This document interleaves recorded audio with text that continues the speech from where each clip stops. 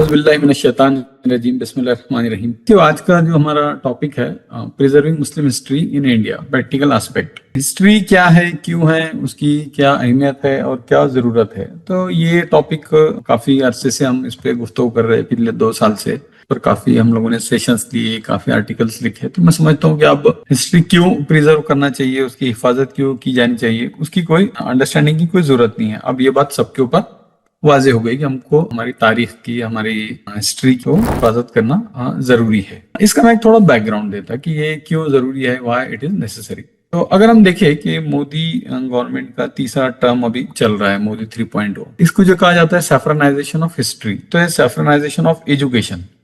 ठीक है, कि तालीम का भगवाकरण या जाफरानीकरण। उसमें भी एक लेवल और रहता है सैफरनाइजेशन ऑफ हिस्ट्री, मतलब तालीम के भगोकरण में कई चीजें रहती है। जैसे अगर भी आप लोगों ने देखी होंगी एनसीईआरटी की किताबें, तो उसमें फिजिक्स के अंदर भी चेंजेस हो रहे हैं, ज्योग्राफी के अंदर चेंजेस हो रहे हैं, बाकी सब्जेक्ट में भी चेंजेस करने की कोशिश की जा रही है। जैसा पहले फिजिक्स में एटम कहा जाता था, उसको मानू परमाणु कहा जा रहा है, और उसकी जगह पे इंडियन साइंटिस्ट डिस्कवर किए, ऐसा बताया जा रहा। तो बाकी सब्जेक्ट्स में भी चेंजेस हो रहे, तो उसको इन जनरल कहा जाता है सैफरनाइजेशन ऑफ एजुकेशन। लेकिन सैफरनाइजेशन ऑफ एजुकेशन का जो कोर टॉपिक है जिसमें तब्दीलियां की जा रही है, वो है तारीख, सैफरनाइजेशन ऑफ हिस्ट्री। तो अभी अगर हम देखें ना, इसकी एक बहुत ग्रेजुअल हिस्ट्री है। यानी इस पर मैंने बहुत डिटेल में लिखा भी हुआ, सेशन में लिया कि आजादी के बाद से over the period of time ये कैसे ग्रेजुअली हुआ।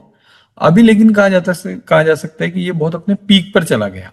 यानी आप देखिए, इसके हिंदुत्व की जो कुछ बुनियाद रखी हुई है, हिंदू नेशनलिज्म जिसको कहा जाता है ना, वो पूरा का पूरा जो है ना ग्लोरियस पास्ट के ऊपर है कि एक हमारी बहुत ही शानदार माजी था, और वो माजी जो है हमको फिर से जिंदा करना है। और आरएसएस, संघ या हिंदुत्व, हिंदू आर्य प्रस्थ तंजीमें चाहती है कि एक ऐसी बहुत ही ग्रेट हिस्ट्री जो है हम वो कैडर को सिखाए। लेकिन उनका दुख, उनका दर्द ये है, या उनकी परेशानी बेचारों की ये है कि उनके पास वैसी हिस्ट्री है नहीं जो वो लोगों को सुना सके। उतने हीरोज उनके पास है नहीं। तो अभी ये क्या कर रहे हैं कि हीरोज जो है वो क्रिएट कर रहे हैं, हीरोज को वो बना रहे। जैसे मैं एक एग्जांपल दूंगा, डॉक्टर बाल मुकुंद पांडे। तो अखिल भारतीय इतिहास संकलन योजना बोलकर एक आरएसएस की एक जैली तंजीम है, उसकी एक ऑर्गेनाइजेशन है जिसका काम यह है कि हिस्ट्री पे काम करना। तो बाल मुकुंद पांडे अभी भी उसके जनरल सेक्रेटरी है वो। तो वो कहते हैं कि our children are studying history that makes them feel ashamed of their past. यानी हमारे बच्चे ऐसी हिस्ट्री पढ़ रहे हैं कि जिससे वो अपने माजी पर शर्मिंदा हो जाते हैं। We want a history that they can feel proud of. यानी हमको ऐसी हिस्ट्री उनको पढ़ाना है, ऐसी तारीख हम उनको पढ़ाना चाहते हैं कि उनको एक ऐसा प्राउड फील हो, एक फख्र जो है वो उनको महसूस हो। लेकिन हमारी हिस्ट्री ऐसी है जिससे वो शर्मिंदगी महसूस कर रहे हैं। एमएस गोलवालकर जो आरएसएस के दूसरे और सबसे मजबूत संसद चालक रहे, तो उनकी जो किताब है बंच ऑफ थॉट, ठीक है, जिसको आरएसएस की बाइबल भी कहा जाता है, तो उसमें वो लिखते हैं कि अब वो वक्त आ गया है, the time has come for us to study, understand and write our own history. कि अब ये वक्त आ गया कि अब तारीख जो है ना, तो हम उसको पढ़े, उसको समझे और अपने एतबार से हम उसको लिखे। ये दूसरों की जो डेलिबरेट और अनइंटेंडेड डिस्टॉर्शन जो हिस्ट्री की, अब उनको निकाल देने का वक्त आ गया है। फिर सावरकर जो है उसको और ज्यादा एक लेवल पर ले जाते हैं। जो उनकी किताब है six glorious epochs of Hindu history, उसमें वो कहते हैं a nation that has no awareness of its past has no future either. यानी कोई कौम जिसको अपने माजी का कोई इल्म नहीं है ना, तो उसका कोई मुस्तकबिल भी नहीं है। यानी जिस कौम का कोई पास्ट नहीं है, उसका फ्यूचर भी नहीं है। For the existence of any nation it is essential to develop the capacity not only to claim a glorious past but also to utilize that past for the needs of the future. A nation must be the master of its past, not its slave. चलिए, बहुत अच्छा sentence है। यानी किसी भी कौम को जो है ना, तो अपने माजी का मास्टर होना चाहिए, उसको आका होना चाहिए, वो उसके गुलाम नहीं होने चाहिए। यानी हम जो हमारे तारीख के गुलाम नहीं बन जाना। तो वो मतलब कहता है कि अब भी कैसा हिस्ट्री की, कैसा अवेयरनेस की जरूरत है जो हमारे अंदर गुलामी की मेंटेलिटी ना पैदा करे, बल्कि वो हमारे जज्बात को, हमारे शौर को, हमारा जो कॉन्शियस है उसको डेवलप करे, वो कि we are the leaders of the world. ऐसी हिस्ट्री जो है हमने पढ़ना चाहिए। तो जब अटल बिहारी वाजपेयी की हुकूमत बनी और उसमें जब पहली मरतबा सैफरनाइजेशन ऑफ हिस्ट्री शुरू हुआ, तो याद होगा कि उस जमाने के जो कांग्रेस के वजीर थे, उन्होंने कहा था कि शिक्षा का तालिबानीकरण, अर्जुन सिंह ने पार्लियामेंट में उसके लिए जो लफ्ज इस्तेमाल किया था, शिक्षा का तालिबानीकरण।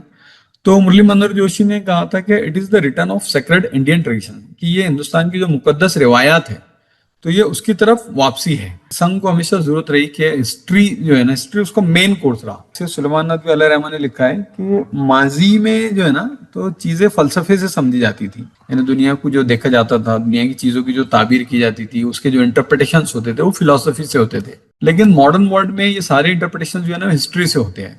So history is a very important subject for Nations. ठीक है, किसी भी यानी दुनिया के जो कुछ नैरेटिव्स बनते हैं, जो आइडियोलॉजिकल नैरेटिव्स जो बनते हैं ना, वो पूरे को पूरे बेस्ड ऑन हिस्ट्री रहते हैं। तो आप सेफरानाइजेशन ऑफ हिस्ट्री के दो मोटे मोटे पार्ट है। पहला पार्ट क्या है? पहला पार्ट उसका एक संघ के नुक्ते नजर से देखे तो एक ईजाब, एक पॉजिटिव पॉइंट है। जो एंशिएंट इंडिया जो सिविलाइजेशन रही, तो उसको ये बताना कि it was the golden age of the country. जो हिंदू कल्चर का ग्लोरिफिकेशन, ये उसको कहा जा सकता है मोटा मोटी। और ये चूंकि मोस्टली एंशिएंट एज में वो बना था, मतलब मुसलमानों से आने से पहले जिसको कहा जाता है, तो उस पीरियड को बहुत ऐसे ग्लोरीफाई किया जाए कि इस पीरियड में जो है तो मतलब हेल्पलाइन डिस्कवर हो गया था, सर्जरी उस जमाने में बन गई थी, बहुत ही लेटेस्ट टेक्नोलॉजीज थी उस जमाने के अंदर। ठीक है, ऑपरेशन होते थे बड़े बड़े, मेडिकल साइंस में तरक्की हो गई थी, फिजिक्स के अंदर तरक्की हो गई थी। तो इस तरह दिखाना कि it was a very glorious past सा है इसका। और उसका सेकंड पार्ट है जो आज हमारे डिस्कशन का मौजूद है, जो मुस्लिम पीरियड है। तो स्पेशली जहां से मुस्लिम हुकूमतें कायम होना शुरू हुई, दिल्ली सल्तनत, मुगल सल्तनत, तो उसको इस तरह दिखाया जाए कि बहुत ही ऑप्रेस्ड, मतलब बहुत जुल्म इन्होंने यहाँ किया, एकदम टायरेंटी का पीरियड, पूरा डिस्ट्रक्शन। जैसा मैं बंच ऑफ थॉट जब पढ़ रहा था गोलवालकर की किताब, तो मतलब मैं ये सोचने लगा कि यार ये किताब पढ़ के कोई आदमी हमसे नफरत क्यों नहीं करेगा। कोई आदमी अगर ये बुक पढ़ेगा और वो अगर मुसलमानों से नफरत नहीं कर रहा, तो मतलब वो तो बहुत ही ग्रेट इंसान है। मतलब उसमें कंटिन्यूअस ऐसा लिखा हुआ है कि मतलब अलग अलग एंगल से कि मुसलमान आए यहाँ पर, उन्होंने मंदिरों को तोड़ा, यहाँ पे हिंदू औरतों को उठाया, उनको रेप किया, उनसे जबरदस्ती बच्चे पैदा किए, यहाँ का जो कल्चर था, यहाँ की जो सिविलाइजेशन थी उसको तबाह कर दिया। तो कोई भी अगर ऐसा पढ़ेगा कि कोई मुसलमानों के ऊपर किसने ऐसे अटैक किया है, मतलब मंगोल है, हम उनको अभी तक ऐसा जालिम जानते हैं, तो कोई भी वैसे जानेगा। तो ये जो स्टोरी लिखी गई, ये बहुत ही भयानक तरीके से लिखी गई। और ये जो है ना, ये डे बाय डे ये बढ़ती जा रही। अब इसको लिजिटिमाइजेशन हो गया, यानी किसी जमाने में इसको कहानियां कहा जाता था, किसी कहानी में अफसाने कहा जाता था, लेकिन अब इसको हिस्ट्री कहा जाने लगा है। सो ये दिस अ सीरियस सन है अभी हमारे लिए। तो अगर हम देखेंगे कि इंडियन मुस्लिम्स जो है तो मौजूदा जमाने में उनको कैसा प्रेजेंट किया जा रहा है। एक बात याद रखना कि कोई भी लफ्ज या कोई भी अल्फाज जब किसी की जबान से निकलते हैं या कोई एक्शन होता है, तो वो ऐसा नहीं है कि उसका कोई इम्पैक्ट नहीं होता। डेफिनेटली उसका समाज के ऊपर, सोसाइटी के ऊपर इम्पैक्ट होता। वो इम्पैक्ट 1 साल के बाद दिख सकता, 10 साल के बाद दिख सकता, 20 साल, but definitely there will be impact. तो जो कुछ हमारे अराउंड में चीजें हो रही है, मतलब दिन रात सोशल मीडिया पे चल रहा है, दिन रात मीडिया में चल रहा है, तो ऐसा नहीं है कि ये हवा में हो रहा है, इसका कुछ ना कुछ इम्पैक्ट होगा, हो रहा है और होगा फ्यूचर में भी। तो अभी हम ये देखेंगे कि मुसलमानों को कैसा प्रेजेंट किया जाता है। तो कोई भी चीज जब प्रेजेंट की जाती है ना, किसी के बारे में कोई नैरेटिव बनाया जाता है, किसी का परसेप्शन बनाया जाता है, किसी की इमेज क्रिएट की जाती है, तो उसका पहला जो पार्ट रहता है, या किसी कौम में बेदारी भी पैदा की जाती है, तो उसका फर्स्ट पार्ट ये रहता है कि लिटरेचर तैयार किया जाए। ये एक जनरल फेनोमेना है वर्ड का, कि फर्स्ट फेज ये रहता है कि लिटरेचर होना, तहरीक को, जो नजरिए को लिटरेचर अवेलेबल रहता है ना, तो वो दुनिया में हमेशा कायम रहता। जो ऐसा एयर फायरिंग में रहता वो खत्म हो जाता। तो अभी लिटरेचर तैयार किया जा रहा है, यानी ऐसी किताबें तैयार की जा रही है जिसमें जहाँ हिंदू ग्लोरिफिकेशन था ही, लेकिन वहां पर मुसलमानों को विलेन बताया जा रहा है उनको, बल्कि यहाँ तक के जो हीरोज थे उनको भी विलेन बताया जा रहा है। जैसा टीपू सुल्तान है, तो Tipu Sultan great freedom fighter थे और लिटरली बहुत फोर साइटेड थे। सिर्फ वो समझ पाए कि यार अंग्रेज जो है ना, जैसे रेगुलर रूलर्स आते जाते वैसे नहीं है, बल्कि ये यहाँ पर एक गवर्नमेंट स्टेबल करना चाहते। लेकिन हम देखते हैं कि टीपू सुल्तान के बारे में भी कहा जा रहा है कि वो जबरन उन्होंने कन्वर्जन कराए, लोगों की खतना कराते थे, मंदिरों को तोड़े, ब्राह्मण्स को उन्होंने वो किए। हालांकि he was a just ruler, एक इंसाफ पसंद रूलर थे वो। फिर इसी तरह ये बताया जा रहा है कि इस पूरे पीरियड में, जो 600-800 साल के पीरियड में, हिंदू किस तरह स्ट्रगल कर रहे थे, उन पे जुल्म हो रहा था, लेकिन वो फिर भी लड़ रहे थे मुसलमानों से। जे साई दीपक, मतलब पहले मैंने विक्रम संपत का बताया, जे साई दीपक ये basically modern Hindutva poster boys है। ये इंडिया, भारत एंड पाकिस्तान उसकी किताब है, भारत पीपल्स हिस्ट्री। तो ये लोग पूरी हिस्ट्री को रीराइट कर रहे हैं, एक नए एंगल से पूरी हिस्ट्री ये लोग लिख रहे हैं। आनंद रंगनाथन की किताब जो है, मतलब आप इसका टाइटल देखिए, हिंदूज इन हिंदू राष्ट्र, 8th class citizens and victims of state sanction apartheid. यानी हिंदू जो है तो हिंदुस्तान के अंदर ऐसा 2nd, 3rd, 4th class citizen नहीं है, 8th क्लास सिटीजन है। तो ये हिंदुओं का कैसा जहन, कैसा मिजाज उनका बना रहे हैं ये हिस्ट्री। फिल्मों में बताया जा रहा है मुसलमानों को, उनको जो रिप्रेजेंट किया जा रहा है, तो कंटिन्यूअस फिल्में बन रही है। यानी ऐसा लग रहा है कि इस्लामोफोबिक मूवीज जो है ना, तो उसका एक ऐसा सैलाब आ गया, एक बंद है जो टूट गया और वो कंटिन्यूअस आ रहा है। और इन फिल्मों में जो मुस्लिम इमेज है वो कैसे क्रिएट की जा रही है कि बहुत वायलेंट एक्सट्रीमिस्ट रहते, मास्टरमाइंड रहते टेरर प्लॉट्स के, और जो इस्लाम है उसको मतलब बताया जा रहा है कि इनकी जो मानसिकता है, इनका जो मेंटेलिटी है, उसका जो रूट कॉज है वो उनका रिलीजन है। मतलब कुछ लोग अच्छे भी रह सकते हैं लेकिन उनका रिलीजन उनको खराब कर दे रहा। Angry, hyper masculine, intolerant, regressive. Muslim family ऐसा बताया जा रहा है कि बहुत ही पैट्रिकल फैमिली है, क्रूअल है, औरतों को उनके हुकूक नहीं देती, वुमन वेयर डिपिक्टेड वॉइसलेस है, वील्ड एंड ऑपरेस्ड, और कंट्री के लोग लॉयल नहीं है, डिसलॉयल है, एनिमीज है, पाकिस्तान का हमेशा साथ देते रहते। फिर उससे आगे बढ़कर इस्लाम के ऊपर भी अब एतराजात करने वाली फिल्में बनने लग गई है। ठीक है, मुस्लिम कल्चर क्या है, मदरसा है, बहुत ही उसमें तलवार, जबर, जुल्म, तो ये सारी इमेज जो है मुसलमानों की क्रिएट करने की कोशिश की जा रही है मूवीज के अंदर। और मीडिया तो मतलब 24/7 एक ऐसा सोर्स है जो हिंदुस्तान की रगों में मुस्तकिल मुसलमानों के खिलाफ जहर उंडेल रहा है, या उस रगों में जहर फैला रहा है वो पूरे हिंदुस्तान की रगों में मुसलमानों के खिलाफ। अब उसके बाद हम आते हैं जो आज का हमारा टॉपिक है कि एनसीईआरटी जो है हिंदुस्तान का बड़ा मौखिर इदारा है, ये बहुत ही रिस्पेक्टफुल है, जो पूरे हिंदुस्तान का सिलेबस डिजाइन करता। यानी सोशल मीडिया हो गया, इलेक्ट्रॉनिक मीडिया हो गया, ये फिर भी हम कह सकते हैं कि प्राइवेट इंस्टीट्यूशन है। एनसीईआरटी जो है तो ये मेन स्ट्रीम गवर्नमेंट के इंस्टीट्यूशन है जो पूरे सेंटर की किताबें डिजाइन करते हैं। तो अब एनसीईआरटी बार बार रिविजन कर रहा है। यानी लास्ट जो हुआ था 2014 से 2019 या 2020 के बीच में जो सिलेबस लाया गया था, तो उसमें मोस्टली प्रो हिंदू या हिंदू ग्लोरिफिकेशन था। उसमें मुसलमानों को इतना के अगेंस्ट ये चीजें नहीं बताई गई थी। लेकिन अब जो एनसीईआरटी के नया जो आया, तो उसमें जो हिंदू ग्लोरिफिकेशन तो है ही है, लेकिन उसके साथ मुसलमानों को सिलेबस में ऐसा विलेन बताया जा रहा है। जैसे जिजिया के बारे में कहा जा रहा है कि ये इसलिए लिया जा रहा था कि हिंदुओं को फोर्सली कन्वर्ट कराया जाएगा। हालांकि ये बात अभी तक किसी ने भी ऐसा लेजिटिमाइज बात नहीं थी कि मेन स्ट्रीम में उसको कहा जाए। तो ये जो किताबों का रिवीजन हो रहा है एनसीईआरटी का, जो मुस्लिम फ्रीडम फाइटर है, जैसे मैंने कहा टीपू सुल्तान, मौलाना अबुल कलाम आजाद, उनका कंट्रीब्यूशन घटाया जा रहा है। खिलाफत मूवमेंट को एक अलग एंगल से पेश किया जा रहा है। जो कुछ मुसलमानों का कंट्रीब्यूशन है उसको खत्म किया जा रहा है और उनको एज ए विलन जो है वो पेश किया जा रहा है। ये अलग अलग न्यूज़पेपर में जो उसके कटिंग्स आए आप देख सकते हैं। Razia Sultana Noorjahan drop from new class 8 NCERT history text book. References to Tipu Sultan Hyder Ali for Anglo-Mysore wars removed. From the opinion, NCERT textbooks revision, a point-by-point counter is not enough. Mughals correction and the politics of personality, centered history. NCERT textbooks called Babur, Ruthless, Akbar, Brutal, Aurangzeb, Temple Destroyer. तो ये एक ऐसी history जो है ये बनाई जा रही है। इसमें एक समझने की बात ये है, जो एनसीईआरटी का नया सिलेबस जो चेंज हुआ, कि ये कोई टेम्पररी ट्रेंड नहीं है, ये एक ग्रेजुअल प्रोजेक्ट है जो पिछले एक 80-90 साल से चल रहा है। अब ये हर एक स्टेट में होने वाला है, जैसा अभी कर्नाटक में हो गया, तो उसके बाद बाकी के स्टेट्स भी इसको करेंगे, और एनसीईआरटी में भी और स्टेट के सिलेबस में भी यही कुछ पढ़ाया जाएगा, जिसमें कि मुसलमानों को ऐसा विलन बनाकर पेश किया जाएगा। तो आप अंदाजा लगाइए कि अभी हम ये कहते हैं कि जो आरएसएस की जो संस्थाएं हैं, उनके जो शिशु मंदिर है, वहां से जो लोग पढ़कर निकले हैं, तो उनके जहन इतने पॉल्यूटेड है, वो इतने जहर आलूद है, जो मुसलमानों से इतनी नफरत रखते हैं। अगर आप अंदाजा लगाइए कि पूरा मेन स्ट्रीम हिंदुस्तान ही वैसा हो जाएगा, सारे स्कूलों में वैसा पढ़ाया जाएगा, तो फिर बाकी पूरे हिंदुस्तान के हमारे बारे में क्या सोच बनेगी। तो ये बहुत ही एक सीरियस कंसर्न है। और उससे आगे एक लेवल आगे मैं कहता हूँ कि फिर खुद मुसलमानों की अपनी हिस्ट्री भी कहाँ रहेगी। यानी हिस्ट्री जो रहती है ना, जैसे एक इंसान रहता ना, उसका एक वजूद रहता, तो उसकी एक याददाश्त रहती जिससे उसका वजूद बनता। इसी तरह जो collective memory of any nation है, किसी भी कौम की जो इज्तिमाई याददाश्त है ना, उसका नाम हिस्ट्री रहता। और हिस्ट्री किसी भी तहजीब में, यानी तहजीब के बहुत सारे हिस्से रहते हैं, जैसा जबान रहती, मजहब रहता, कल्चर रहता, तारीख रहती, ये सब मिलके एक सिविलाइजेशन बनती। तो हिस्ट्री उसमें एक फंडामेंटल प्लेस होल्ड करती, एक स्ट्रॉन्ग पोजीशन जो है वो उसमें होल्ड करती। अब अगर हिस्ट्री उसमें से निकाल दिया जाएंगे, यानी इंडिया जैसी कंट्री के अंदर जहाँ मुसलमानों की कल्चरल आइडेंटिटी वो कंटिन्यूस थ्रेट के अंदर है, और हिस्ट्री उसमें ऐसी पढ़ाई जाएंगी, तो अब ये फिर अब मुसलमानों की बहुत बड़ी जिम्मेदारी बन जाती है कि वो अपने कल्चरल सर्वाइवल के लिए इस अपनी हिस्ट्री को प्रोटेक्ट करें।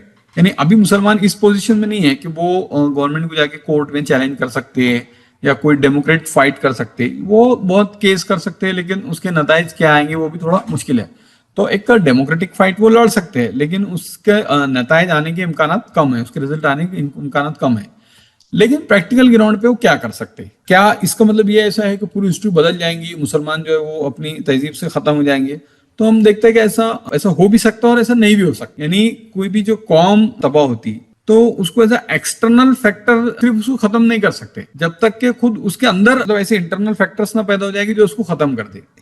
ये सारी चीजें जो है ना, इंटेलेक्चुअल वीकनेस, लेजीनेस, चीजों को बहुत ही कैजुअल लेना, lethargy, intellectual deviation, cultural unconsciousness, ये सारी चीजें ऐसी रहती कि जिससे कोई भी कौम जो है वो खत्म हो जाती। वो जो कहा जाता है ना कि कोई भी कौम जो है ना वो कत्ल से नहीं मर सकती, nations die not by murder but by suicide. यानी कौमें जो है वो खुदकुशी से मर जाती। तो खुदकुशी क्या रहती? वो खुदकुशी ये रहती कि हम खुद जो है वो हमारी तारीख को छोड़ देते। तो अगर मुसलमानों ने आज स्कॉलरली, एजुकेशनली और क्रिएटिव मीन्स अडॉप्ट नहीं की अपनी हिस्ट्री को ट्रांसफर करने की, तो वो एक कल्चरल सुसाइड इसको हम कह सकते हैं, एक सिविलाइजेशनल सोसाइटी कह सकते हैं। यहाँ आप देखिए, अल्लामा इकबाल बहुत जबरदस्त नुक्ता बयान करते हैं। ये नुक्ता मैंने सीखा बुल हसन से कि जा मरती नहीं मर गए बदन से। बुल हसन से लोग कहते हैं मुराद हजरत अली है। तो कहते हैं कि मैंने हजरत अली से ये बात सीखी, यानी हसन के लकब था ना बुल हसन, कि मैंने अली से बात सीखी कि जा मरती नहीं मर गए बदन से। यानी जिस्म के मर जाने से जो है ना वो जान नहीं मर जाती। चमक सूरज में क्या बाकी रहेंगी अगर बेजार हो अपनी किरण से। सूरज अगर अपनी किरण से बेजार हो जाएगा ना तो उसकी चमक खत्म हो जाएंगी। तो बहैसियत मुसलमान अगर हमारी आइडेंटिटी, हमारा कल्चर, हमारा रिलीजन, सिविलाइजेशन खत्म हो गया, उसके बाद मुसलमान कितने बड़े डॉक्टर्स, इंजीनियर से बन जाए, लेकिन वो मुसलमान नहीं रहना, तो फिर उसके बाकी रहने का कोई जरूरत भी नहीं है। तो दुनिया में फिर बहुत सारी कौमें हैं, फिर इसकी क्या यूनिकनेस रहेगी ना। तो इकबाल कहते हैं चमक सूरज में क्या बाकी रहेंगी अगर बेजार हो अपनी किरण से। तो अगर हम अपनी तारीख से, अपनी तहजीब से बेजार हो जाएंगे ना तो फिर हमारे वजूद का कोई मतलब भी नहीं रह जाएगा। अब आगे हम देखेंगे कि कुछ प्रैक्टिकल वेज मैंने सोचा हूं। ऐसा जरूरी नहीं है कि ये फाइनल वेज है, आप लोग भी इस पर सोच सकते हैं और आप लोग भी इसमें से सजेस्ट कर सकते हैं। और जरूरी नहीं कि सारी चीजें सारे लोग करें, इसमें से कुछ चीजें तो ऐसी है जो हम प्रैक्टिकली ग्राउंड पे कर सकते हैं। पहली और सबसे इंपॉर्टेंट चीज, प्राइमरी जो सोर्स है ना वो है इंसान का घर। तो जो पेरेंट्स है, आजकल क्या हो गया, एक नया कंसेप्ट आ गया हुआ है, बच्चों को इस्लामी स्कूल में डाल दो और बाकी वो पूरे इस्लाम सिखाने की जो जिम्मेदारी है वो स्कूल की है।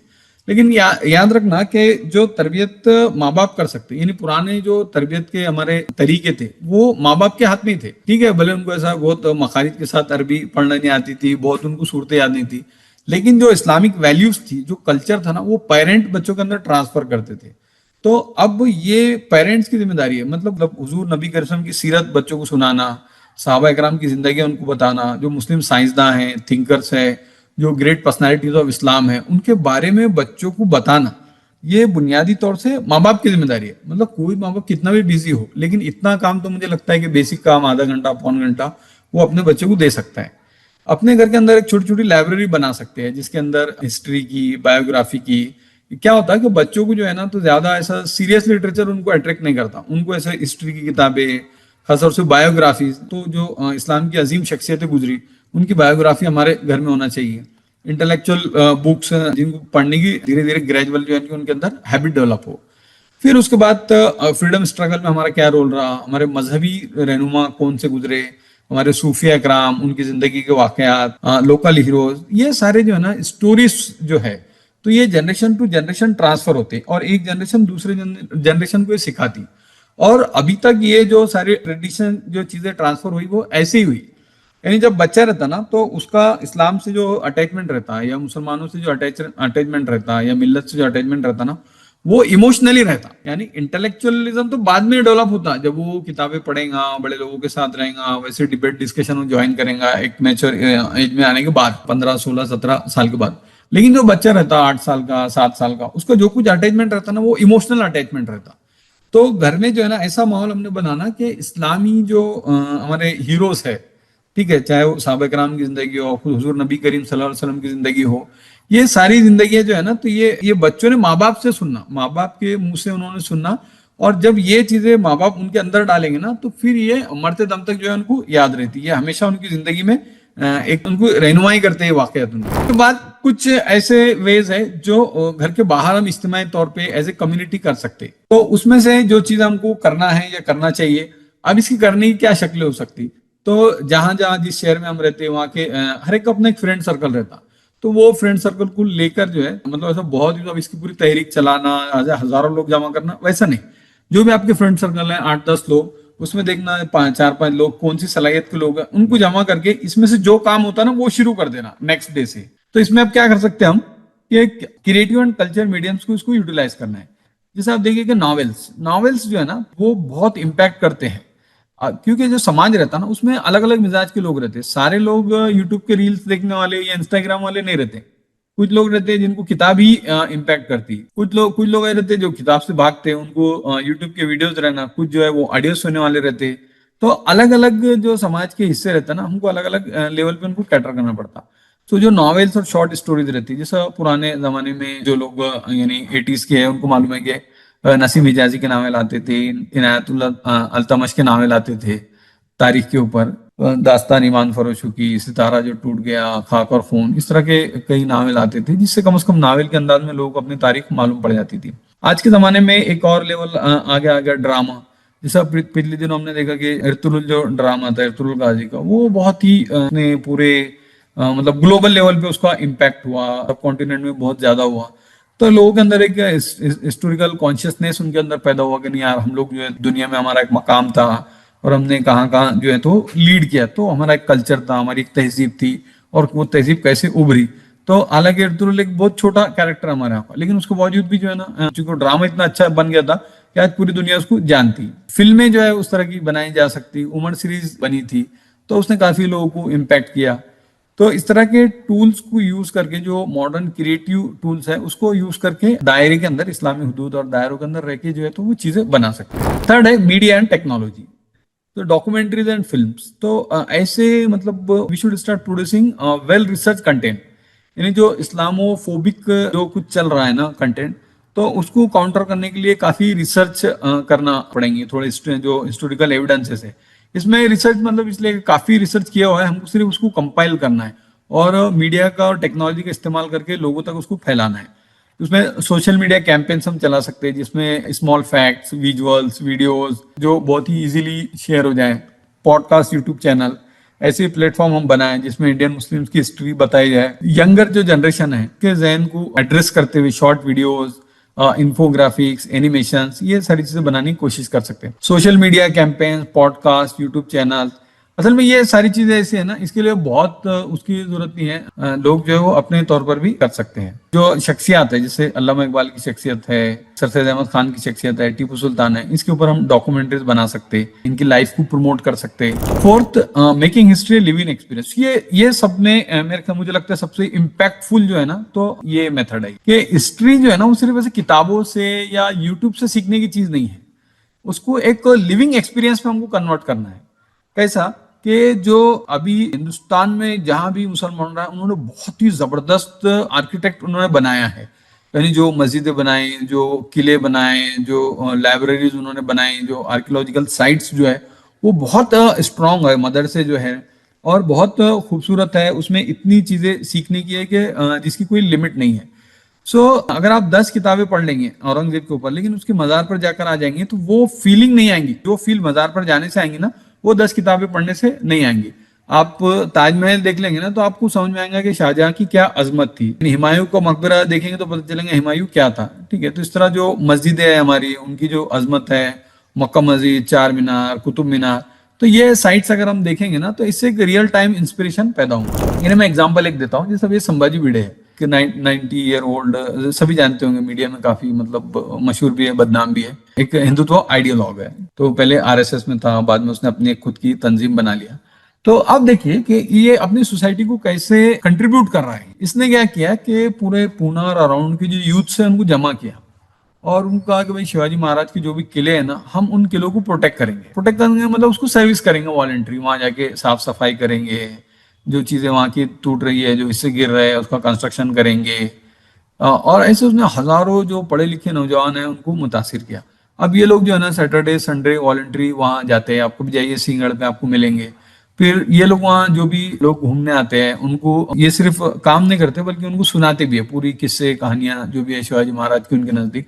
वो बताते हैं कि किस तरह उन्होंने मुगलों से लड़ाई की, किस तरह ये किला तो शिवाजी की पूरी हिस्ट्री जो है वो लोगों को बताते हैं। तो अब जाहिर है इसमें तो कुछ पैसे नहीं लगते, ये काम तो खुद मुसलमान भी कर सकते हैं, इसमें मतलब सिर्फ टाइम और एनर्जी लगेंगे।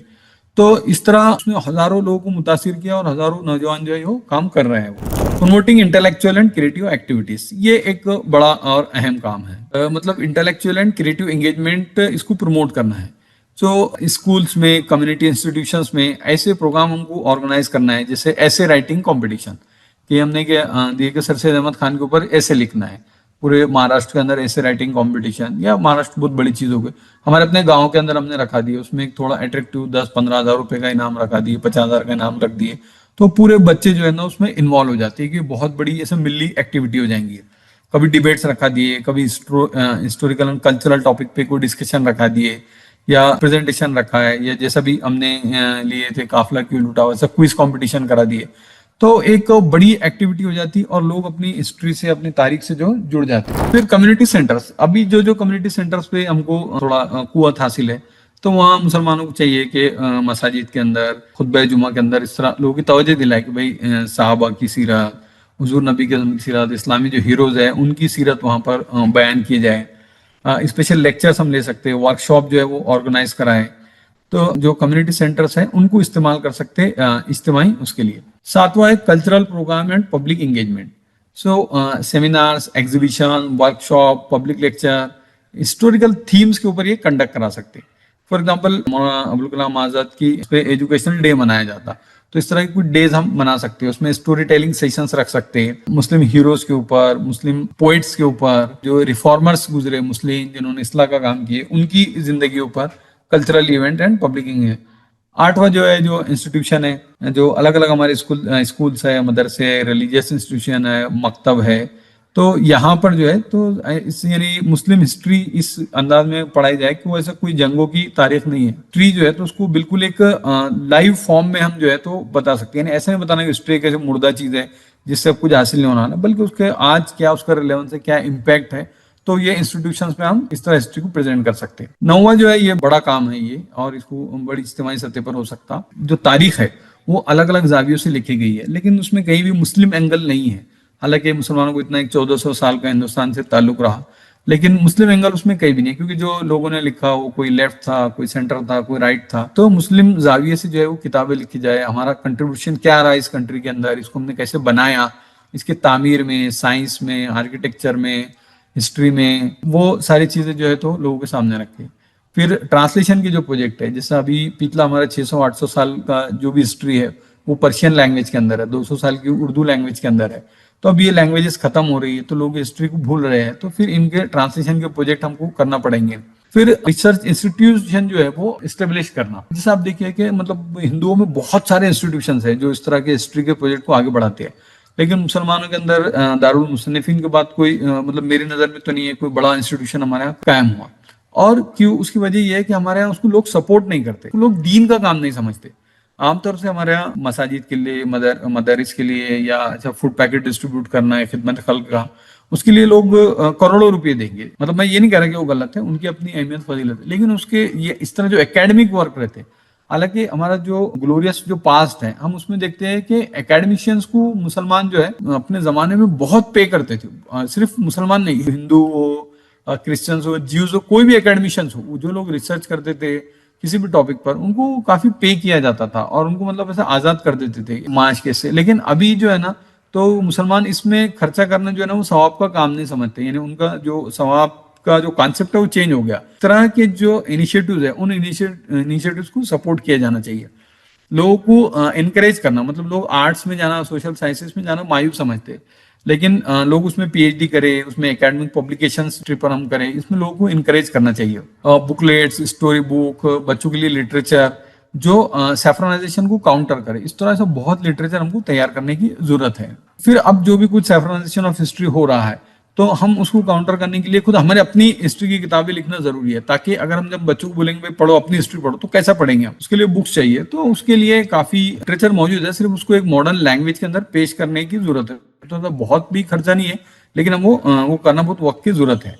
फिर इस तरह की चीजों पे कंटिन्यूसली वर्कशॉप, सेमिनार जो है वो ऑर्गेनाइज होते रहना चाहिए, जिसमें हम जो मेन स्ट्रीम हिस्टोरियंस हैं उनको बुलाना, सिर्फ मुसलमान नहीं, जो हिंदू है और दूसरे जो हिस्टोरियंस है, लेफ्टिस्ट हिस्टोरियंस है, ठीक है और जो सही हिस्ट्री को प्रेजेंट करते तो उनको बुलाकर उनके सेशंस रखाना, उनके रिसर्च सेशन उनके रखवा सकते। तो ये कुछ चीजें मेरे जहन में आई। ऐसा नहीं है कि ये फाइनल है, हर एक आदमी अपने तौर पर भी सोच सकता और अपने तौर पर भी चीजें कर सकता। कुछ एग्जाम्पल्स जो है वो मैं पास्ट दूंगा कि पास्ट में यानी ये सिचुएशन मुसलमानों को पहली बार आई, ये ऐसा नहीं है। तो हमारी जो मिल्लत है उसकी तारीख बहुत ही मजबूत तारीख है और हर तरीके की तारीख है। मतलब वो उरूज की भी तारीख है, जवाल की तारीख है, फिर जवाल से उरूज की तारीख है, और किस तरह मुश्किल हालात में हमने फाइट किया उसकी तारीख है। तो यहाँ कुछ हिस्ट्री से कुछ एग्जाम्पल्स मैंने लिया हूँ कि हार्ड टाइम में मुसलमानों ने किस तरह अपनी हिस्ट्री को प्रिजर्व किया है। जैसा स्पेन, जिसको अंदलुस कहा जाता है, अभी पुर्तगाल और वो सब मिला के हो जाता अंदलुस, तो हम देखते हैं कि वहां पर फॉल ऑफ ग्रनाडा तो मुसलमानों को बहुत ही फोर्स किया गया कन्वर्जन के लिए, या उनको कहा गया छोड़ दिया जाए, और उनके लिए बहुत मुश्किल हो गया था अपने मजहब को, अपने तहजीब को, अपने तारीख को बचाए रखना। तो डिस्पाइट ऑफ दिस परसिक्यूशन, मुसलमानों ने क्या किया कि अपना जो फेथ है, अपनी जो हिस्ट्री है ना, वो नेक्स्ट जनरेशन को ट्रांसफर किए। मतलब एक बहुत छोटी माइनॉरिटी उसको कर पाई, लेकिन ऐसा नहीं था कि बिल्कुल ही लोग वो हो गए। एक माइनॉरिटी ने जो है तो वो बराबर अपना जो कल्चर है वो ट्रांसफर किया। यानी इस्लामिक टेक्स्ट जो है उन्होंने स्पेनिश में लिखा, अरबिक लैंग्वेज यूज करके। फिर जो कुरान मजीद था उसको उन्होंने प्रिजर्व किया। जो हमारे हीरोज थे उनकी तारीफ जो है उन्होंने प्रिजर्व की। फिर जो कल्चरल प्रैक्टिसेस थी, कैलीग्राफी, रेस वगैरह, ये सारे जो है तो उन्होंने प्रिजर्व करने की कोशिश की इतने मतलब मुश्किल हालात के अंदर भी। जो सेंट्रल एशिया, जो सोवियत सेंट्रल एशिया के जो हुआ स्टालिन के जमाने में सोवियत रूल, तो वहां पर भी बहुत ही जो मदरसे, मस्जिदें, वक्फ लैंड जो है सरकार ने इस पर कब्जा कर लिया और मुसलमानों पे बहुत मजालिम ढाए गए। लेकिन वहां भी हम देखते हैं कि मुसलमानों ने अपनी जो हिस्ट्री है उसको प्रिजर्व किया। और वहां मतलब जो तहरीक चली, oral transmission of Sufi poetry, उन्होंने क्या किया कि ऐसा पोइट्री बनाई, सूफी पोइट्री, और उससे पोइट्री से जो है ना तो अपना जो लिगेसी है, अपना जो कल्चर है ना, तो वो एक नस्ल से दूसरे नस्ल को ट्रांसफर किया। यानी पूरा लिखने की इजाजत नहीं थी तो उन्होंने मेमोरी बेस्ड जो है वो ट्रांसफर किया। बोस्निया, हम जानते हैं कि बोस्निया में कितने सख्त हालात मुसलमानों के रहे और किस बड़े लाखों लोग जो है तो उसमें उनका कत्लेआम हुआ। लेकिन उसके बावजूद भी जो है तो इतने हंगामी हालात में उन्होंने अपने कल्चर को, अपनी हिस्ट्री को जो है ना वो प्रिजर्व किया। के जो लिखने के तरीके थे, जो उसकी लिखी थी, उसको उन्होंने प्रिजर्व किया। और यहाँ पे भी जो मेथड उन्होंने इस्तेमाल किया था उस जमाने में वो ओरल था, यानी मेमोरी बेस्ड, यानी जबान से नस्ल दर नस्ल वो ट्रांसफर हो।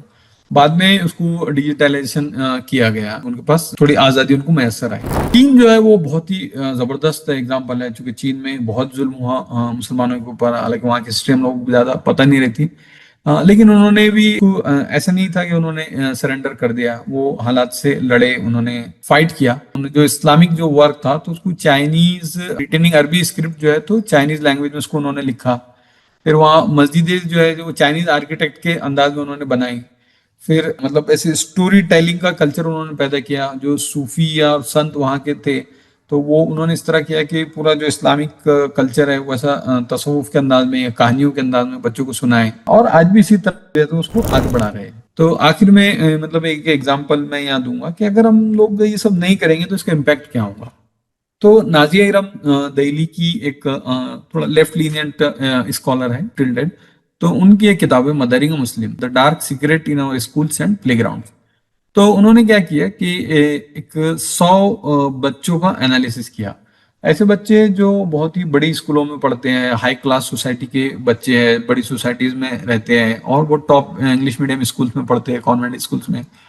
तो वहां जो मुस्लिम बच्चे हैं उनका क्या सूरत हाल है। तो ये पोस्टर जो है ना जो दिख रहा है, ये बुक का कवर पेज है, और ये बताता है कि वहाँ जो मुस्लिम बच्चे हैं उनके अंदर वो लेवल का कॉन्फिडेंस नहीं है, क्योंकि कंटिन्यूअस जो है ना तो वो बच्चों को स्कूल में टारगेट किया जा रहा रिलीजन के नाम पे।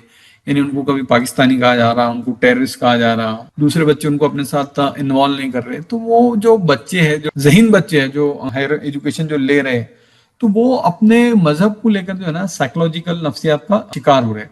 तो जैसे एक एग्जाम्पल उन्होंने लिखा कि आप देखिए कि मतलब फ्यूचर कैसा हो सकता है। तो उन्होंने एक एग्जाम्पल लिखा कि भाई एक मरतबा हम जो है एक मुस्लिम मेजोरिटी इलाके में हम लोग कार से गए, और क्या हो गया कि उसी वक्त हम किसी मस्जिद के सामने रुके हुए थे और उनकी बच्ची पीछे की सीट पे बैठी हुई थी। तो वो मस्जिद से बहुत सारे लोग नमाजी निकले। तो वो मुस्लिम बच्ची जो है ना मतलब 6-7 साल की बच्ची होंगी वो, लेकिन उसने जो है मुसलमानों को देख के वो डर गई हो, और उसने कहा कि ये सब लोग टेररिस्ट है, ये हमको मारने के लिए आ रहे हैं। तो उसके पेरेंट ने समझाया कि नहीं, ऐसा कुछ नहीं है, यानी खुद मुस्लिम बच्चे जो है ना वो मुसलमानों को ऐसा टेररिस्ट समझ रहे। खुद हमारे स्कूलों में जो फंक्शन हो रहे स्कूलों के, उसमें यानी हमने देखा भी गुजरात का जो बीच में न्यूज चली कि वहाँ स्कूल में ड्रामा हुआ 15 अगस्त में, तो जो टेररिस्ट जो थे उनको बुर्का पिना के लाया गया, उस तरह से प्रिडिक्ट किया जा रहा। तो ये जो इम्पैक्ट है ना, मतलब आने वाली नस्लों पे बहुत खतरनाक होने वाला है। यानी ये यलगार जो है ना, ये चारों तरफ से है। यानी वो स्कूल से है, वो सोशल मीडिया से है, वो प्रिंट मीडिया से है, वो इलेक्ट्रॉनिक मीडिया से है, और इतना पूरा सैलाब आ रहा। और ऐसे में अगर वो बच्चे को कहीं से कोई इनपुट नहीं मिलेगा तो अंदाजा कीजिए कि उसका जहन क्या बनेगा। मौलाना मौदूदी अलैहि रहमत ने लिखा था कि अगर इस तरह हम अपने बच्चों को छोड़ देंगे ना, तो फिर उनके यहाँ जो है ना, उनके हीरो वो सैयदना उमर और सैयदना अली उनके हीरो नहीं रहेंगे। उनके हीरो जो फिर वो अर्जुन और भीम हो जाएंगे, क्या फिर वो गंगा का पानी जो है ना वो जमजम से ज्यादा मुकद्दस हो जाएगा। तो ये चीजें हो जाएंगी ये, और ऐसा तारीख में ऐसा हुआ है कि ऐसा नहीं कि नहीं हुआ। तो ये दुनिया में ये है कि जो लोग एफर्ट्स लेते ना तो उनको चेंजेस मिलते हैं। तो अब जो लोग एफर्ट्स ले रहे हैं उनको रिजल्ट मिलेंगे। अगर हम अपनी तहजीब को, अपनी तारीख को प्रोटेक्ट करना चाह रहे हैं तो फिर हमको भी वैसे एफर्ट लेना पड़ेंगे। आखिर में मैं इकबाल ने जो कहा था मुस्लिम नौजवान से खिताब, तो इकबाल उसमें कहते हैं, कभी है नौजवान मुस्लिम तदब्बुर भी किया तूने, वो क्या गर्दू था तू जिसका एक टूटा हुआ तारा। यानी मुस्लिम नौजवान को एड्रेस कर रहे हैं कि भाई तुम क्या थे, कभी तुमने सोचा है क्या। अब यानी गर्दू ऐसा एक बड़ा स्टार समझ लीजिए कि इसका एक टूटा तारा है, अब तू, तेरी लेगेसी जो खत्म हो गई है। तुझे इस कौम ने पाला है आगोश मोहब्बत में, कुचल डाला था जिसने पाँव में ताजे सिरे दारा। यानी दारा जो था उसके ताज को मुसलमानों ने अपने पैर से कुचल डाले थे। इतनी बड़ी जो है तेरी सिविलाइजेशन है, इतनी बड़ी तेरी हिस्ट्री है, इतनी बड़ी तेरी लिगेसी है। गरज मैं क्या कहूँ तुझसे कि वो सहरा नशी क्या थे। यानी वो लोग जो डेजर्ट से निकले थे, सहरा से निकले थे, जहां गिरो जहां दारो जहां बानो जहां आरा। यानी वो इस दुनिया के निजाम को चलाने वाले लोग थे, वो इसके होल्डर्स थे, वो उसके कीपर थे, उसके सीवियर्स थे, और इस दुनिया की तंजीम उनके हाथ में थी। आगे इकबाल कहते हैं, अगर चाहूं तो नक्शा खींच कर अल्फाज में रख दूं। यानी तुम्हारी हिस्ट्री क्या थी, अगर मैं चाहूंगा ना तो उसका नक्शा मैं अल्फाज में खींच के रख सकता, मैं तुमको बता सकता, पूरी डिस्क्राइब कर सकता।